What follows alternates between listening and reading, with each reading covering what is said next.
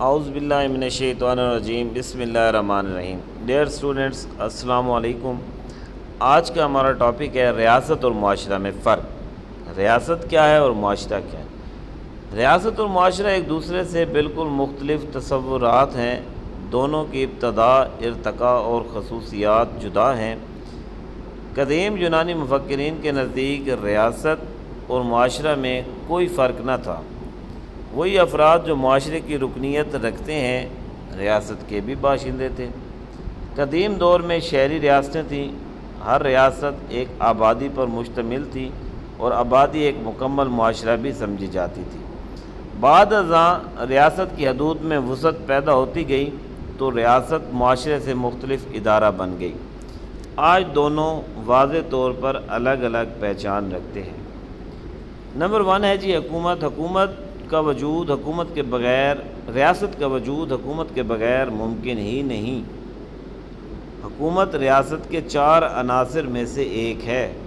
معاشرے میں حکومت کی کوئی گنجائش نہیں۔ یہ اپنا وجود قائم رکھنے کے لیے حکومت کا محتاج نہیں ہے۔ حکومت ختم ہو جائے تو ریاست قائم نہیں رہتی۔ حکومت ریاست کی حدود کے اندر انتظام و انصرام کی ذمہ دار ہوتی ہے، نیز ریاست کی حدود کو غیر ملکی حملوں سے محفوظ رکھتی ہے۔ علاقہ حکومت کی طرح علاقہ بھی ریاست کے وجود کے لیے لازم ہے۔ اگر علاقہ نہ ہو تو ریاست وجود ہی نہیں پا سکتی۔ معاشرے کے لیے مخصوص علاقہ کا ہونا ضروری نہیں۔ معاشرہ کی سرحدیں کوئی نہیں ہوتی، یہ اپنا اثر پھیلاتا چلا جاتا ہے۔ نقشے پر ہم لکیر نہیں کھینچ سکتے کہ کوئی معاشرہ اس جگہ سے شروع ہو کر اس جگہ تک پھیلا ہوا ہے۔ ریاست کا ہم کر سکتے ہیں مگر ہم معاشرے کا ایسا نہیں کر سکتے۔ اقتدار اعلیٰ۔ معاشرہ کو اقتدار اعلیٰ حاصل نہیں ہوتا، یہ اقتدار اعلیٰ کے بغیر اپنا وجود قائم رکھتا ہے۔ اس کے برعکس ریاست کا قیام اقتدار اعلیٰ کا متقاضی ہے۔ نمبر 4 پہ ہے رضاکارانہ۔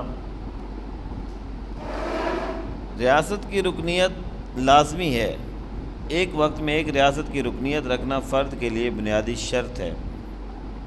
معاشرہ کے حوالے سے ایسی شرط ضروری نہیں کہ کوئی فرد کسی بھی معاشرے سے وابستہ نہ ہونا چاہے تو وہ ایسا کر سکتا ہے۔ وہ جب چاہے کسی معاشرے کا رکن بن سکتا ہے اور جب چاہے رکنیت ترک کر سکتا ہے۔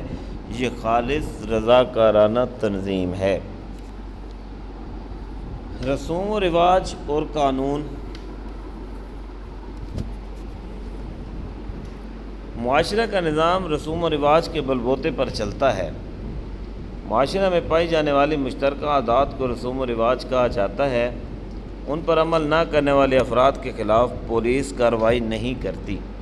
دوسری جانب ریاست کی قوت کا دار و مدار قانون پر ہے، جو بڑے غور و خوض کے بعد عموماً تحریری شکل میں تیار کیا جاتا ہے۔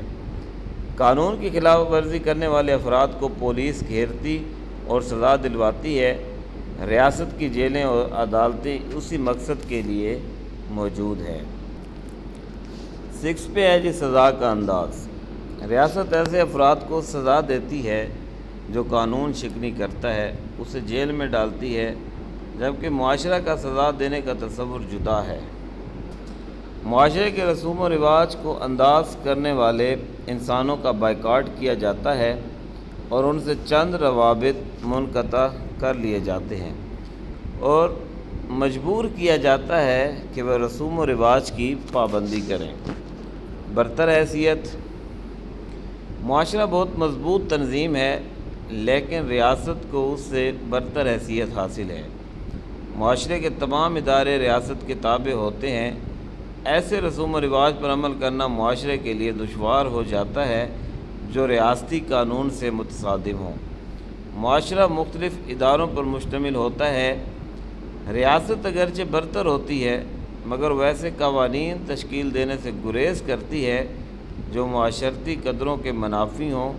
ریاست کے لیے ایسے قوانین پر عمل کرانا مشکل ہو جاتا ہے۔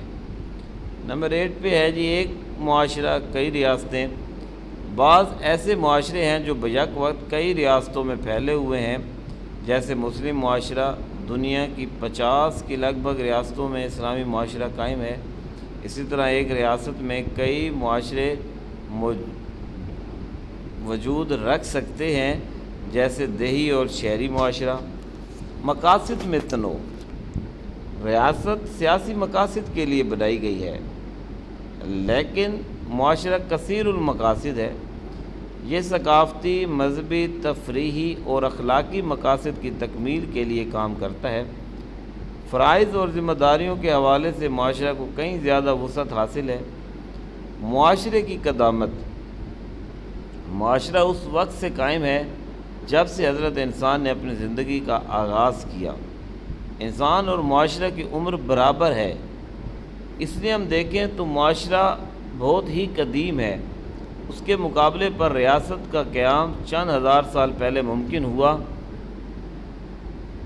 ریاست تو در حقیقت معاشرے کی پیداوار ہے اور معاشرے کی ضروریات کے لیے بنائی گئی ہے۔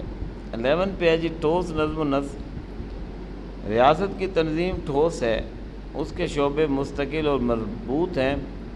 معاشرہ تو رضاکارانہ انداز کا مالک ہے، اس کے ادارے زیادہ ٹھوس نہیں ہیں۔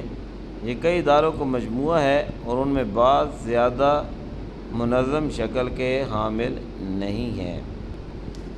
ریاست اور قوم میں فرق: ایک ریاست میں ایک سے زیادہ قومیں: ایک ریاست میں عموماً ایک ہی قوم بستی ہے، جیسے پاکستان میں پاکستانی قوم، انگلستان میں انگریز اور فرانس میں فرانسیسی قوم۔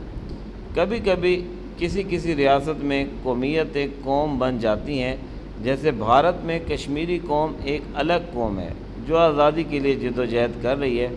آسام، تری پورہ، میزورام اور دیگر علاقوں میں مختلف قومیں تشکیل پا چکی ہیں۔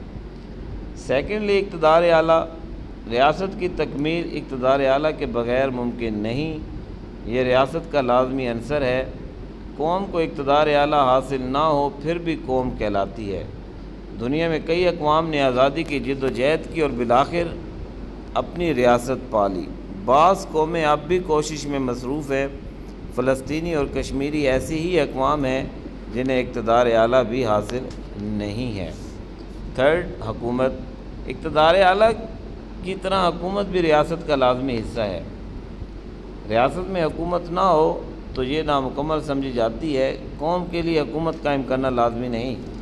غیر ملکی قابض افواج کی موجودگی میں اپنے ہی علاقے میں کوئی قوم اقتدار اعلیٰ اور حکومت دونوں سے محروم کر دی جاتی ہے، لیکن اس کے باوجود وہ قوم رہتی ہے۔